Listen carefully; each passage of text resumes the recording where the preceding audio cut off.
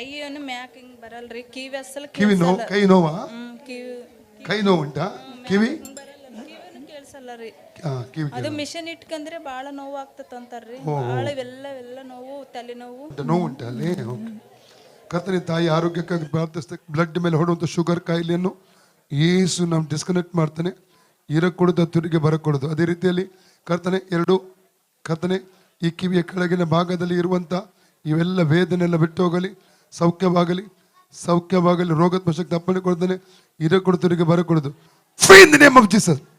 ಎರಡು ಕಿವಿಗಳ ಮೇಲೆ, ಮುಖದ ಮೇಲೆ ಸೌಖ್ಯ ರಿಲೀಸ್ ಮಾಡ್ತಾ ಇದ್ದಾನೆ. ಈ ತಾಯಿ ಫ್ರೀ ಆಗಲಿ. Free free free free. ರೋಗದ ಬಂಧಕ ಶಕ್ತಿ ಬಿಟ್ಟು ಹೋಗು.